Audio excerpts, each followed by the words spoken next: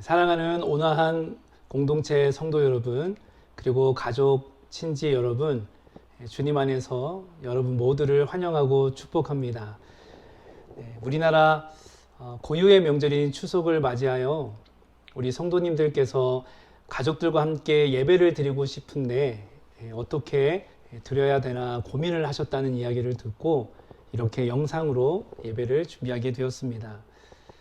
혹시라도 교회 다니지 않는 우리 가족들 계시더라도 부담이 되지 않는다면 함께 영상 예배에 참여해 주시면 감사하겠습니다.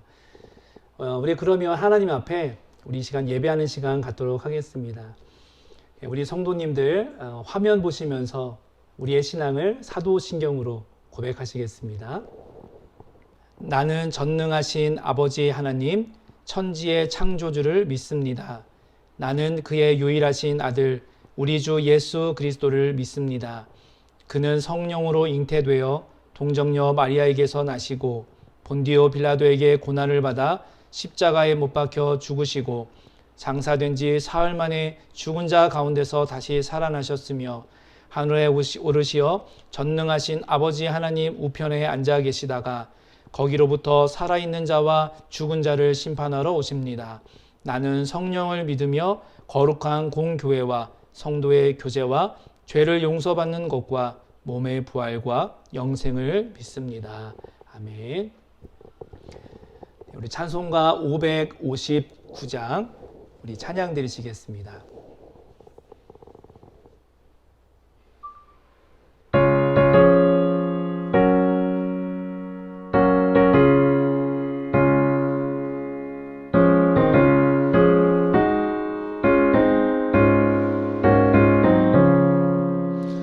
사절의 봄바람 불어있고 하나님 아버지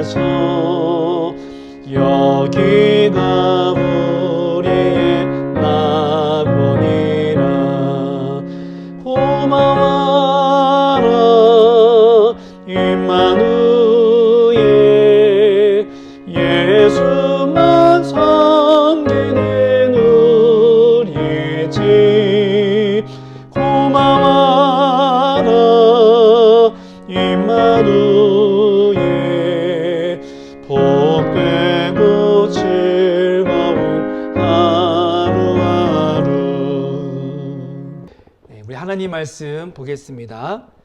성경 여호수아 4장 1절로 7절의 말씀입니다. 구약 성경 336페이지에 있는 여호수아 4장 1절로 7절의 말씀을 제가 읽어 올리겠습니다. 오늘은 우리말 성경 버전으로 제가 읽겠습니다. 하나님 말씀 읽어 올립니다. 온 백성이 요단강 건너기를 다 마치자 여호와께서 여호수아에게 말씀하셨습니다. 백성들 가운데 각 지파에서 하나씩 12명을 뽑아 그들에게 명령하여라. 너희는 요단강 한복판에 제사장이 서 있던 곳에서 돌 12개를 갖고 너희가 오늘 밤 묵을 곳에 두라고 하여라. 그리하여 여호수아는 이스라엘 백성들 가운데 각 지파에서 한 사람씩 그가 세운 12명을 불러 모아 그들에게 말했습니다. 요단강 한복판에 있는 너희 하나님 여호와의 궤 앞에 가서 각자 이스라엘 지파의 수에 따라 돌을 하나씩 어깨에 메고 오라. 그것이 너희 가운데 징표가 될 것이다. 훗날 너희 자손들이 이 돌들은 무슨 뜻이 있습니까? 하고 물으면 너희는 그들에게 말하라. 요단강 물이 여호와의 언약궤 앞에서 끊겼다. 궤가 요단강을 건널 때 요단 강물이 끊겼으니 이 돌들은 이스라엘 백성들에게 영원한 기념이 될 것이다. 아멘. 기념하라라는 제목으로 잠시 하나님의 말씀을 전하도록 하겠습니다.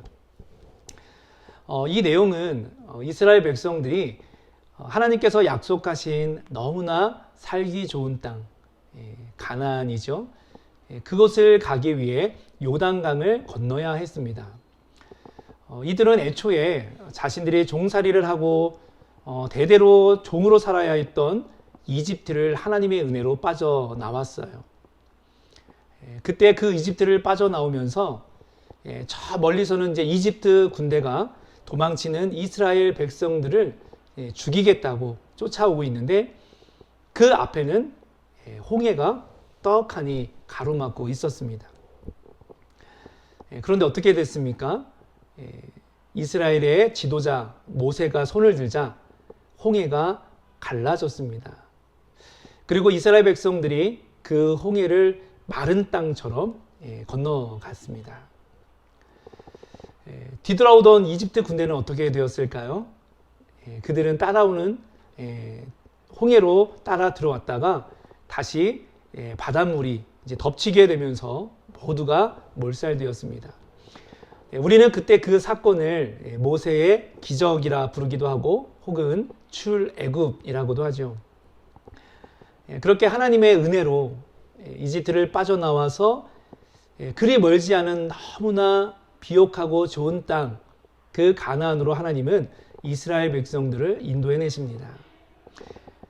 물론 가까운 거리는 아니지만 그렇다고 바로 그 가나안에 들어가지도 못했습니다. 왜냐하면 하나님의 자녀라고 하는 이 이스라엘 백성들이 하나님의 은혜로 그 이집트를 빠져나오기는 했지만 얼마 지나지 않아 불평과 원망을 참 많이 했거든요. 그래서 하나님은 이들이 다시 온전히 하나님을 바라볼 때까지 무려 40년 동안을 광야에서 유목 생활을 하며 겸손하게 이들을 훈련시켰습니다. 그리고 드디어 그 약속의 땅 가나안을 이제 이들이 눈앞에 두게 되었고 지금 그들이 있는 곳은 바로 요단강 앞에 서게 되었던 것이죠. 그런데 여러분 문제가 하나 생겼어요. 여호수아 3장 15절을 보니까 지금 이들이 이 요단강 앞에 서 있는데 그 시기가 언제였냐면 당시 이제 추수할 때여서 시기적으로 강물이 가장 많이 찰 시기라서 실제로 그때도 언덕에 넘칠 만큼 강물이 차 있었습니다. 자, 이제 이 요단강을 건너야 하나님이 약속하신 그 가나안에 들어갈 수가 있는데 건너갈 방법이 보이지 않는 거예요. 하지만 이들이 누구입니까? 모세의 기적, 홍해의 기적, 그 출애굽을 맛본 사람들이잖아요.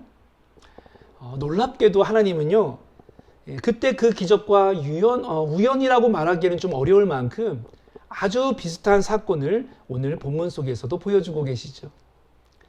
3장 15절로 17절을 제가 한번 읽어 올리도록 하겠습니다. 오늘 본문 바로 앞에 있는 말씀인데요. 한번 들어봐 주십시오. 드디어 궤를 맨 제사장들이 요단강에 이르러 그들의 발을 물속에 담갔습니다. 요단강은 추수 때여서 물이 강둑까지 가득 찼습니다. 위에서 흐르던 물이 멈추어 서고 저 멀리 사르단 지방의 아담이라는 동네쯤에서 벽을 이루기 시작했고 아래쪽 아라바 지역 곧 여매로 흐르던 물은 완전히 끊겨버렸습니다. 그리하여 백성들은 여리고 맞은편으로 건너갔습니다. 여호와의 언약궤를 든 제사장들은 요단강 한복판에 마른 땅 위에 서 있었습니다. 그 사이에 모든 이스라엘 백성들은 마른 땅을 건너가 마침내 온 백성이 요단강 건너기를 다 마쳤습니다. 라고 했어요. 그리고 오늘 4장 1절에 말씀이 이어지고 있는 것이죠. 온 백성이 요단강 건너기를 다 마치자 여호와께서 여호수아에게 말씀하시는 겁니다. 사랑하는 여러분, 지금 이스라엘 백성들은 하나님의 위대하심을 또 한 번 경험하고 있는 겁니다. 이미 이집트를 빠져나왔을 때에도 홍해의 기적을 보여주셨던 그 하나님께서 다시금 지금 요단강을 건너게 해 주신 것입니다. 은혜 위에 은혜를 경험하게 해 주신 것이죠. 자, 여러분 한번 생각해 보십시오. 평생에 경험해보기도 한 번 경험해보기도 힘든 이러한 기적적인 은혜를 한 번도 아니고 두 번씩이나 경험했다면 그 기쁨과 그 감격은 얼마나 컸을까요? 실은 예수 믿는 사람들이 그런 은혜 위에 은혜를 경험하며 살아가는 자들입니다. 왜냐고요? 우리 예수 믿는 사람들은 이 땅에서 감사하며 행복하게 살아갈 수 있는 그런 은혜도 받았지만 오늘 이스라엘 백성들처럼 그 가나안에 들어가기 위해 요단강을 건너가게 하신 그 기적처럼 우리도 하나님 나라에 들어가기 위해 예수 그리스도를 통한 구원의 은혜를 받았기 때문입니다. 바로 이러한 상황에서 오늘 본문이 시작되는 것입니다. 그런 은혜 위에 은혜를 경험한 자에게 하나님이 말씀하세요. 뭐라고요? 2절 3절입니다. 백성들 가운데 각 지파에서 하나씩 12명을 뽑아 그들에게 명령하여라. 너희는 요단강 한복판에 제사장이 서 있던 곳에서 돌 12개를 갖고 너희가 오늘 밤 유숙할 곳에 두라고 하여라 라고 말씀합니다. 여러분 무슨 의미일까요? 오늘 이 사건을 기억하라는 것입니다. 오늘의 이 은혜를 잊지 말라는 것입니다. 오늘의 이 기적을 기념하라는 것입니다. 각 지파의 한 사람, 그러니까 12명을 택해서 기적이 일어났던 그 요단강 한복판 주변에서 돌 12개를 가져다가 너희가 오늘 밤 유숙하게 될 곳에 가서 기념하라고 말씀하시는 것이죠. 여호수아는 이 말씀 그대로 순종하고 있어요. 오늘 저와 여러분도 이 말씀에 순종할 수 있기를 소원합니다. 그런데 이런 의문이 들어요. 왜 하나님은 굳이 12개의 돌을 말씀하실까? 그리고 왜 요단강에 있던 그 볼품없는 돌로 기념하라고 하셨을까? 이왕이면 기념할 거면 좀 더 멋진 것으로 요구하시지 그런 생각을 해보게 됩니다. 이것은 이런 뜻이에요. 하나님의 백성들인 이스라엘이 12지파 있었습니다. 그들은 모두가 하나님의 백성이요 자녀들입니다. 어느 한 지파도 하나님께서 돌보지 않는 자녀는 없다는 것입니다. 그들이 각각 따로따로 하나씩 하나님의 은혜를 기념하라고 하는 그런 의미이고요. 그리고 돌로 기념하라라는 것은 변하지 않을 것이기 때문에, 이 돌은 변하지 않을 것이기 때문에 이것으로 대대손손 가르치면서 후손들에게 이스라엘이 그동안 받아왔던 은혜, 기적, 그 감사의 내용들을 기념하라라고 말씀하시는 겁니다. 그 넘실넘실거리는 그 요단강을 우리가 어떻게 건널 수 있었겠니? 인간의 힘으로는 도저히 할 수 없는 그것을, 그 초자연적인 능력을 우리 하나님께서 기적적으로 보여주셨다. 우리는 지금까지 하나님의 은혜로 온 것이다. 여기까지 하나님의 은혜로 온 것이다. 이것을 대대로 기억할 수 있도록 하나님은 돌로 기념하라고 말씀하시는 것입니다. 그런데요, 신약에 와서는 이 돌이 결국 우리 예수 그리스도를 상징한다는 것을 우리에게 알려주고 계십니다. 사랑하는 온화한 공동체의 성도 여러분, 그리고 우리 모든 가족, 친지 여러분, 오늘날 우리가 하나님의 은혜를 기억할 수 있는 방법은 바로 예수 그리스도를 통해 기억하고 그 하나님을 기념할 수 있습니다. 은혜를 경험하며 살아가는 우리가 영원히 변치 않을 우리의 길이요, 진리요, 생명이신 그 예수 그리스도를 통하여 하나님의 은혜를 매일매일 삶 속에서 경험할 수 있습니다. 그 예수님 통해 여러분이 받은 은혜를 꼭 기념해 보십시오. 그리고 가족들과 꼭 나누어 보십시오. 더욱 은혜가 풍성한 그런 한가위가 될 것입니다. 여러분, 우리가 살아가다 보면 할 수 없는 일들이 참 많지 않나요? 마치 요단강 앞에 선 이스라엘 백성들처럼 그 넘실넘실거리는 그 강물을 우리도 바라만 보고 있어야 할 때가 있어요. 하나님의 능력이 아니면, 하나님의 그 도우심이 아니면, 하나님의 그 은혜가 아니면 강물에 빠질 수밖에 없는 그런 연약함이 우리에게도 있음을 고백합니다. 그러나 그럼에도 불구하고 오늘도 우리가 은혜 가운데 살아가고 있다고 생각이 드시거나 혹은 누군가 나를 돕고 있다는 그런 마음의 소리가 여러분 가운데 느껴지실 때 여러분, 예수님을 통해 그 하나님을 꼭 기념해 보실 수 있기를 소원합니다. 여러분을 그 좋은 비옥한 땅 가나안으로, 그 좋으신 하나님의 나라로 인도해 주실 분이 바로 우리를 위해 십자가를 지신 예수님이십니다. 전에 받은 은혜, 전에 열심히 봉사하며 쌓아뒀던 그 수고, 전에 그래도 예수님을 믿어두었기 때문에 지금도 마음은 여전히 예수를 믿고 있다는 그 마음, 그것도 너무나 좋습니다. 그러나 오늘 주님은 이렇게 말씀하시죠. 기억하라. 그것을 기념하라 라고. 모퉁이 돌이 되신 그 예수 그리스도를 통해 우리가 날마다 유숙하는 우리의 가정에서 그 하나님을 예배하고 기념하라 라고 말씀하십니다.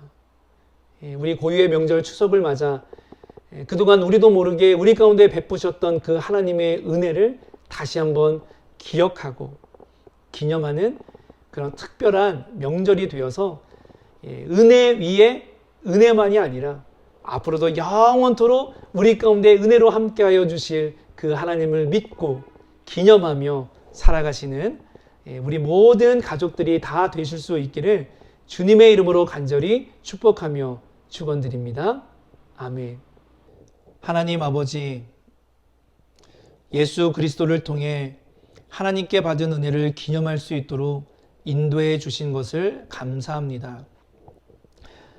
내가 받은 은혜가 어디 있나 의심이 될 때 예수 그리스도를 만나게 하시고, 예수를 믿고 살아가다가 지치고 힘들 때 다시 그 예수님의 사랑과 인도하심으로 받은 은혜를 회복해 나아가는 우리 모든 온화한 식구들 그리고 그의 가족들 다 되게 하여 주옵소서.